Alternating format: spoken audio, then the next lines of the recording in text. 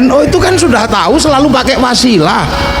Lah kok pakai mic nggak ada wasilahnya ini?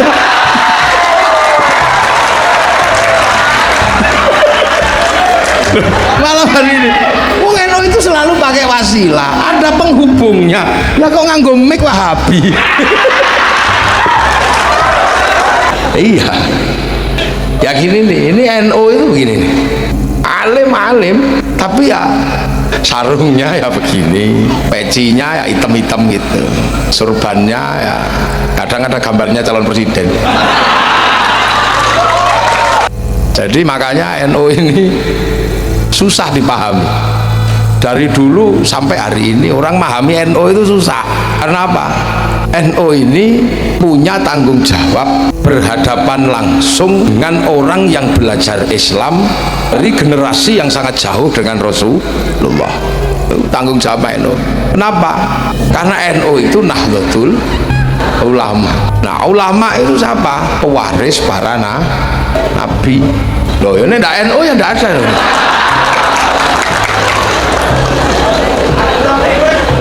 NU itu begini, ngeterno banyu guling itu biasa. Jadi makanya NU itu tidak tegang. NU itu riang gembira.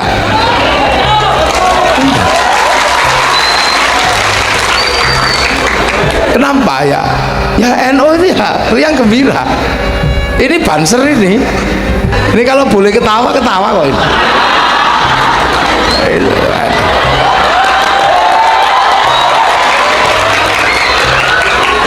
Tapi sama Yai Marsudi kan nggak boleh ini ketawa. Kalau ketawa diambil seragamnya. Jadi gini loh, ini NU, ciri khasnya seperti ini. Jadi enggak serius-serius amat itu enggak. Makanya kita ini kadang dianggap nggak serius, beragama itu nggak serius dianggap. Yang lain Allahu Akbar, NU cuman Allahu Akbar. Ya udah serius ya. Yang lain itu kalau takbir itu Allah. NU ya cuman Allah Akbar. Lu itu NU. Ini yang kita mesti paham. Makanya NU itu sering dianggap nggak serius. Yang lain Allahu Akbar, Allahu Akbar. NU bisa Allahu Akbar, Allahu Akbar.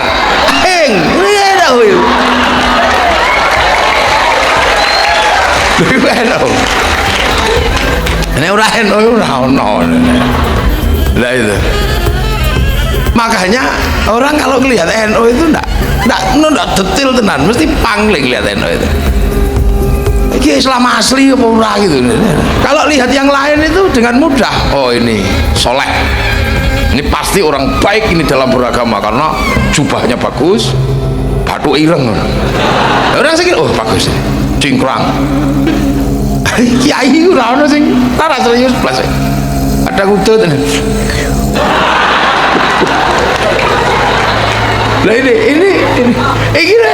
jadi kita ini sedang membicarakan diri sendiri agar malam hari ini seandainya ada orang bukan NU, ini paham karo NU. Gitu loh, dia paham. Jadi biar nggak diolok-olok. Nah, jadi biar nggak diolok-olok dan biar juga mereka nggak kaget dengan NU. NU itu dablek.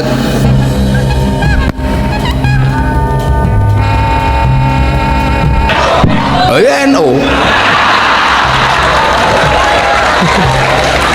Biar nggak kaget, karena orang ini mesti terkaget-kaget kalau lihat NU. Sampai peneliti Belanda itu bingung NU itu apa. Saking bingungnya sampai kesimpulannya itu nggak masuk akal. Jadi santri itu cirinya sudah ada, kalau kamu di Indonesia ketemu dengan orang dengan model ini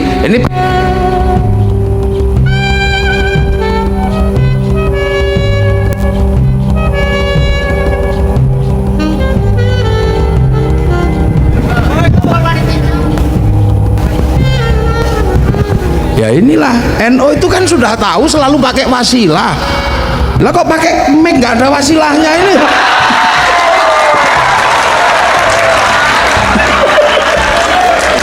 Malam hari ini wong NU itu selalu pakai wasilah, ada penghubungnya. Lah kok nganggo mic Wahabi? Ini makanya ya mati, jangan kaget, sudah tidak usah heran ini. Jadi inilah resiko tanpa wasilah itu. Ini biar orang itu tidak kaget. Saya ini sering didatangi orang karena kaget lihat NU itu oleh Belanda, diteliti gagal. Sampai ada yang meneliti cuma dengan 3 terminologi: santri, priyayi, abangan. Santri itu ya cirinya itu kailok tenan itu. Priyayi itu pekerja, ya pekerja termasuk ya orang-orang intelektual yang bekerja sama Belanda. Ini abangan itu ya rojo dan teman-temannya. Ini santri itu ya ketone miring, sarungnya ngelinding, mambu rokok, gudiken. Ini santri, dan yang mengatakan itu adalah orang Belanda namanya Cisnu Gurgronya. Senu Gurgronya ini hafal Quran, hafal Sahih Bukhari Muslim, masuk ke Indonesia menyamar bernama Syekh Abdul Ghaffar. Ulama dia, Belanda, ulama dia, alim, Al-Quran hafal, tapi ulamanya nakiroh. Jadi ulamanya nakiroh, jadi ulamanya nggak makrifat karena tak punya yakhsyallah. Nanti tak jelaskan panjang. Ya Rasulullah salamun alaik, ya Rafi'asya. Udah. Loh, ini Ustaz Zulfikar. Kalau saya yang sholawatan semua bisa nyontoh. Lah ini selawatannya NU. Tadi itu kan selawatan terlalu modern itu. Nanti ada dangdutnya juga pasti. Milenial kasih dangdut. Ya Rasulullah salam. Oh itu NU. Ya Rabbi asyani man. Ada fataya. Ratal alam. Ya uhail. Selilin macet. Saya ini kalau selawatan semua bisa ngikuti. Nah, ini selawatan NU. NU desa. Orang jadi bingung. Jadi ini kekuatan dianggap sebagai sebuah kekuatan yang terpisah dari Arab. Dianggap terpisah. Olah-olah yang di sini ini nggak ada hubungannya sama Islam yang di sana. Penampilannya seperti ini. Tapi ketika orang-orang ini kalau sudah marah, yang namanya santri itu kalau sudah marah, dulu Belanda bangkrut gara-gara santri marah.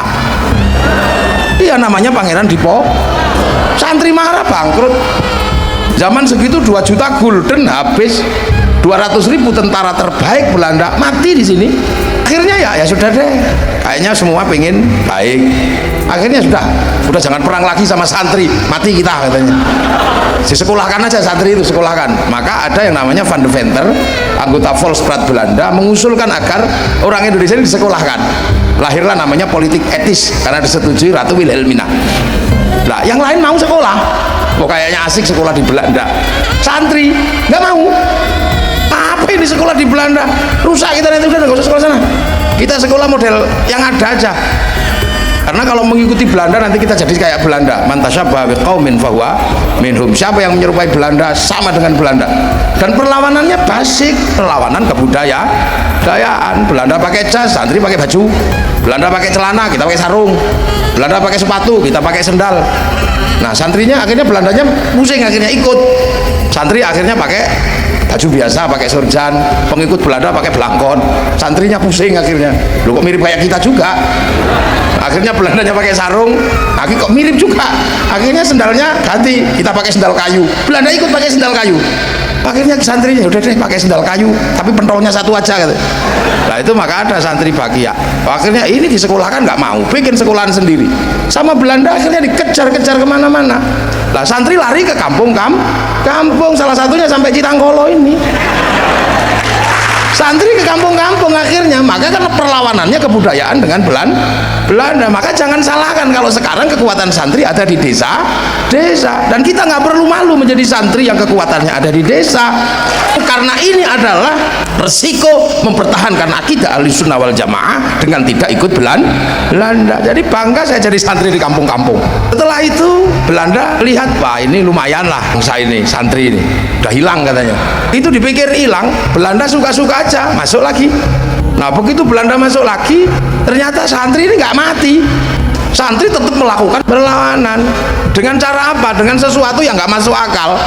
Ketika orang-orang yang disekolahkan Belanda ini pulang, masuk kembali ke Indonesia, menggagas yang namanya nation state atau negara bangsa. Karena waktu di Belanda itu baca bukunya Ernest Renan yang berjudul What is the Nation? Nah, santri mumet di hopo gitu. What is the nation? Apa itu sebuah bangsa? Kita menamakan bangsa Indonesia. Nah, datang. Ternyata apa? Punya gagasan yang sama. Santri yang selama ini belajar di Mekah, belajar di Arab, ternyata punya gagasan yang sama. Yang sini yang lulusan Belanda berbicara tentang bangsa, yang santri juga berbicara tentang bangsa, dan lebih ekstrim karena hubul waton minal iman. Yang Belanda nggak pernah membayangkan tiba-tiba lulusan Belanda dan lulusan pesantren gabung jadi satu, membangun bangsa. Belandanya kaget, makanya kalau kok dari siji begitu jadi satu, ternyata berencana membangun sebuah negara lah. Ketika berencana membangun sebuah negara, Belanda kaget, Eropa kaget, loh kok iso bangun bangsa.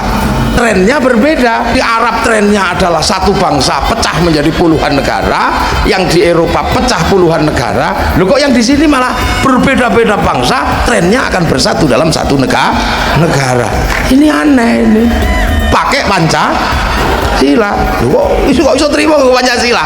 Yang lulusan Belanda dan lulusan pesantren bersepakat dengan Pancasila. Cuman pada akhirnya memang terjadi gesekan di mana Pancasila ini tidak diterima oleh beberapa kalangan. Ada yang pengen lebih formal, menambahkan 7 kata dan kewajiban menjalankan syariat Islam bagi pemeluknya. Dalam situasi kalut seperti itu, penyelamatnya siapa? NU.